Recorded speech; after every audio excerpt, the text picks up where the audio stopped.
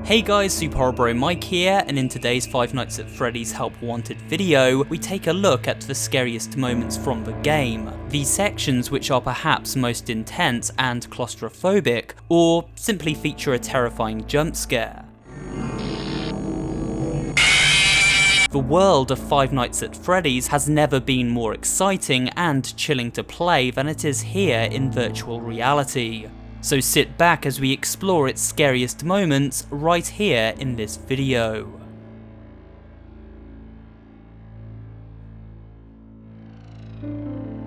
Jump scares always work best when tension is either very high or very low. A scare when not expected can work just as well as one we are hoping won't ever come. This tactic is used expertly during the prize giveaway section we are greeted with after beating one of the game's many stages. Usually we wind a music box on this table to be greeted with a cool little collectible.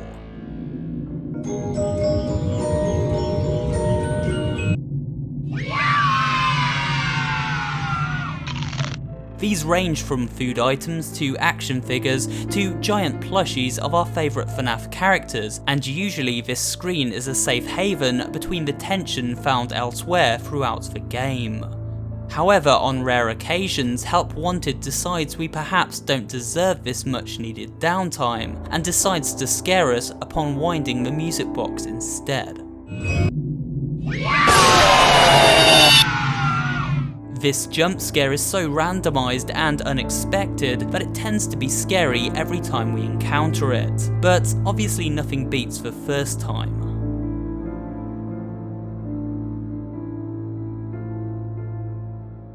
Upon beating the super challenging Blacklight mode, we are treated to an extra stage unlocked under the Night Terrors menu screen. This mode is known as Pizza Party and is highly creepy and mysterious. We follow messages and warning signs painted on the walls, floors and ceilings of various areas found throughout the FNAF game series. As we explore, animatronics watch us from the shadows, sometimes choosing to jump scare or give chase. During our time in this mode, we never know what to expect when clicking into the next doorway. Where will it lead us, and what will we find on the other side?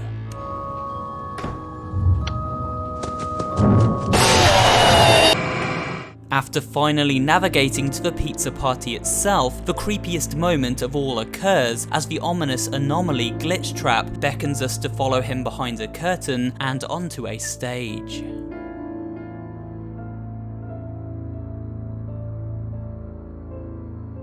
Many people have a fear of puppets and marionettes. I mean, why wouldn't they? We can all agree there's something pretty unnerving about their appearance. However, most puppets are nowhere near as horrifying as Nightmarionne, the nightmare version of the already pretty creepy marionette.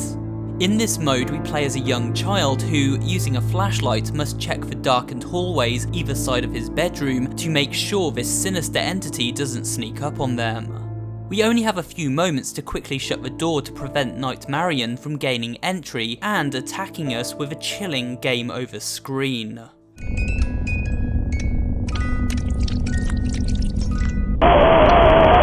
While holding the door, we must use our dying flashlight to push back Nightmarionne's tentacles, which try to latch onto us from the closet, underneath the bed, and from a hole in the roof. They should really get that fixed up. Because of the constant threat from all directions, the chance of our flashlight dying from overuse, and the horrifying imagery on display, this is a never-ending barrage of terror, and good luck sleeping after playing it late at night.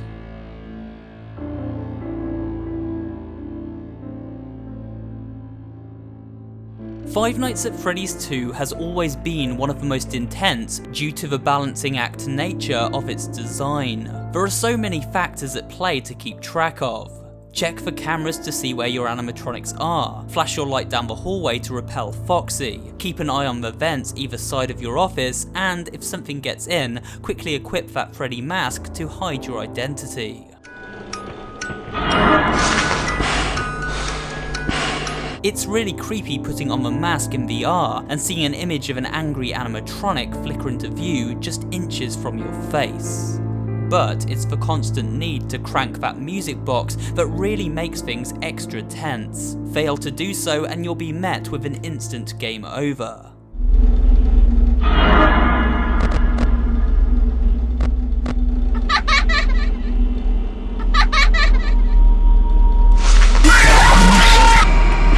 Night 4 is where FNAF 2 becomes legitimately terrifying to play in VR. There are so many threats and so much to juggle all at once, especially with Freddy and Mangle, who are able to step into the office from the hallway and tend to sneak up super fast.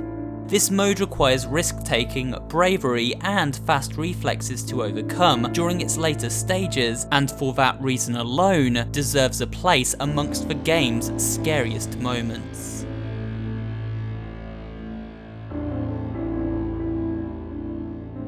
In Darkroom mode, we must allow various enemies to move closer to us as they run from room to room down a long corridor, eventually jump scaring us at the end. The objective is to get them to freeze over an X mark on the floor with our flashlight, as they may only move under the cover of darkness. The scariest of these encounters is surely Nightmare Balloon Boy. I mean, just look at him. That really is a face only a mother could love.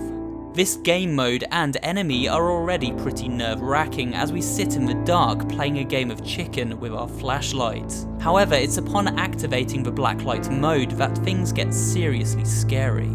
Now the corridor is filled with balloons which essentially camouflage Nightmare Balloon Boy.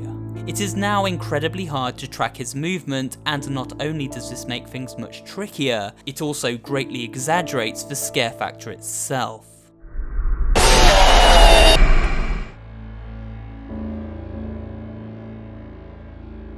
Parts and repair for many players is one of the creepiest minigame sets to be found in Help Wanted, mainly because we really have to get up close and personal with the series' 4 main characters, Bonnie, Chica, Freddy and Foxy.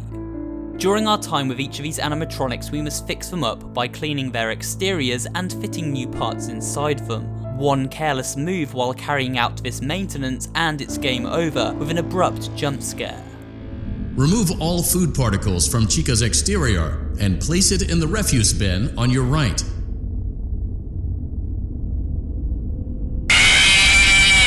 The game also throws some harmless mini scares at us to try and make us slip up too.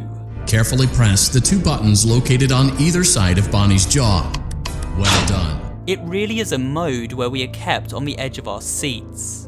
However, the hard mode really ups the ante during these stages, and none more so than Chica's stage itself. Already creepy in normal mode due to the abundance of cockroaches infesting Chica's suit, when switching to Blacklight mode, a giant cockroach circles the player throughout their repair process. So if you have a phobia of bugs, then this really is going to freak you out. Mainly, parts and repairs is one of the scariest modes because of how much time we spend up close and personal with these nightmare creations.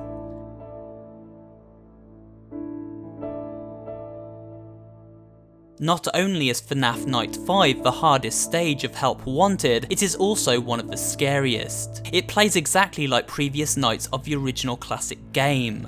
However, now doors and lights can glitch out at any time, allowing unwanted guests into the security office. The black and white presentation makes our surroundings feel colder and more oppressive than ever before. Animatronics are now more aggressive in their reaction time and linger for longer outside the doors, especially Freddy, who can slip into the office undetected if we lose track of him on the camera system. But worst of all is how quickly the power drains during this final stage. This means we must check for corridors and close the doors only when necessary, and the rest of the time sit exposed to danger, using only our sense of hearing to detect when enemies are nearby.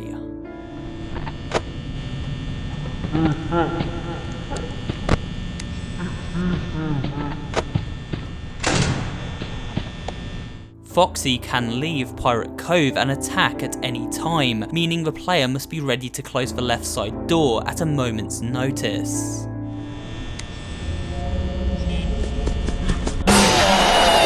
with the constant sense of dread and a reliance on our ability to track danger through audio cues only, this final stage really is a high anxiety endurance test.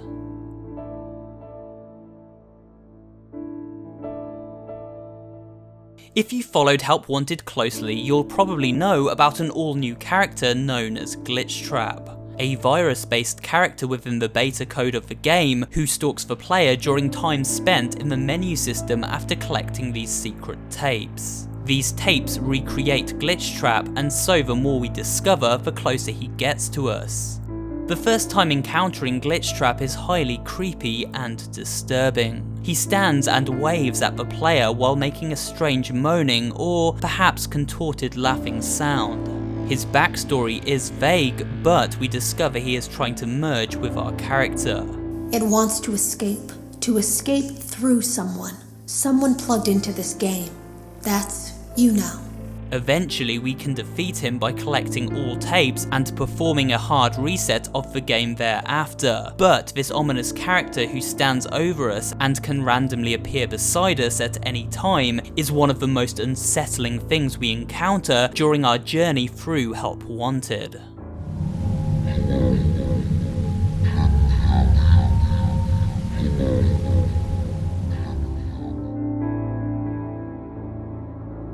Those of you who know Sister Location well will undoubtedly remember the terrifying stealth section against Funtime Foxy, where we had to navigate a room under the cover of darkness in order to make our way to the safety of the exit, all the while being stalked by Funtime Foxy, who used motion sensors to detect us. The only way to see where Foxy stood was by flashing on and off a strobe light, which temporarily blinded him and revealed his location.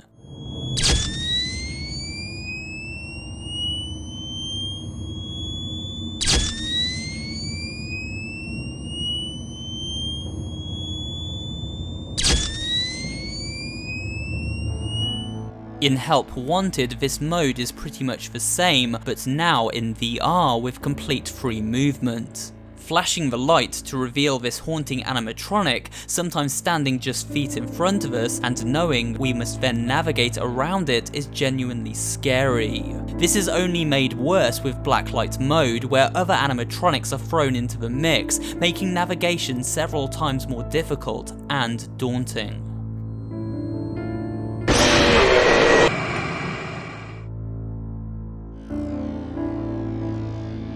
But the scariest mode of all is surely vent repair, where we enter a claustrophobic series of vents and tiny elevator shafts to maintain machinery around us while being attacked by some of the FNAF series' most horrifying creations. Enemies such as Mangle and Ennard. These modes are scary not only because of the claustrophobic nature of our surroundings, which feels very real in VR, but also because we are given so little time to fix each problem, with the anxiety of an upcoming jump scare upon failure being only heightened.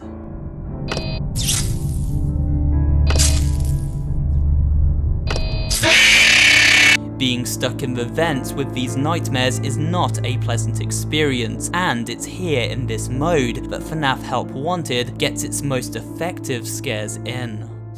See you next time.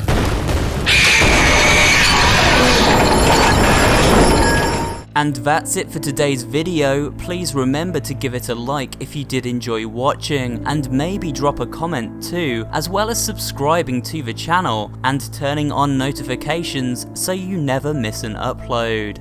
This channel specializes in variety horror content, including creepypasta readings, horror gaming facts and theories, and general interest pop culture horror videos. So if you're interested in all things spooky, you'll find something to enjoy here at SuperHorrorBro. Thanks for watching, and I will see you on the next video.